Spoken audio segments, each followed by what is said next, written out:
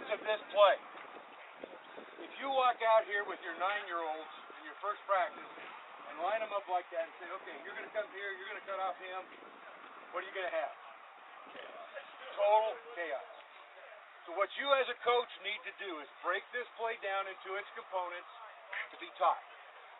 So what I would do first, I would look at my line. What are these guys going to do?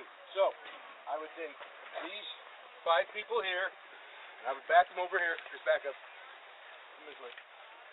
So now my O-line coach, these guys would come over behind them and they would watch. My O-line coach now in the first part would be working on this part of the play.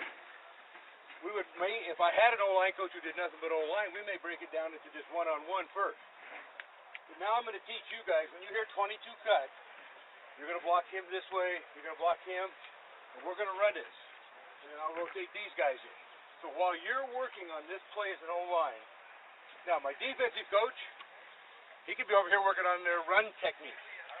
If somebody's trying to block you, here's how you defeat it. These kids are going, you're getting reps, okay? That's one component. I'm going to take my center back, and I have him work just with the quarterback. You cannot, I want to emphasize, you cannot spend enough time on this exchange.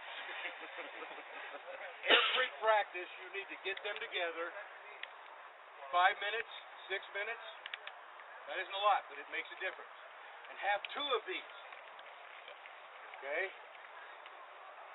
There's 2 schools of thought while we're talking about that position real quick. Some coaches at 9 years old will take the skinny little guy that they know can't block and put him there because nobody's going to hit him. That's great at 9. What are you going to do at 10? Almost every team at 10 years old is going to put a nose guard there. So now you got to go back to square one. Do not waste your 9-year-old year. Find a kid. Your anchor for the offense is your center.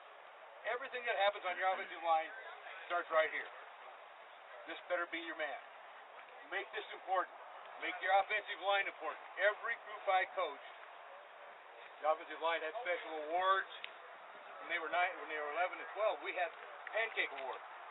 And if they got the most pancakes, I got a shirt that I had a stack of pancakes on, and it had pancake award in the game name.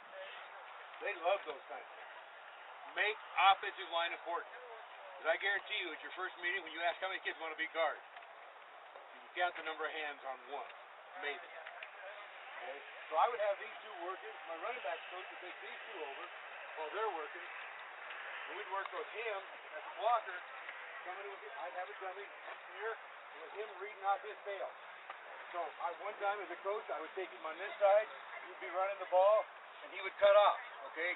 So that they're learning each component of the play. Next thing I do, I bring them back. Now the quarterback's going to work on handing him the ball.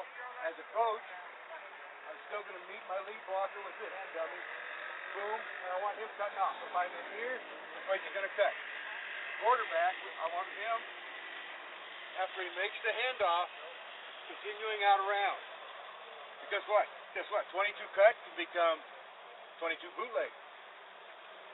Don't forget that. So while they're working that, I would bring my linebacker over now, put a linebacker in here, now work on these guys blocking the linebacker. The last part of it would be defense goes away. These guys would work for 5 minutes on their timing, coming off the line. Final thing of the day, we come together and run the play. Does that make sense? You can do that with any kind of play, any kind of offense.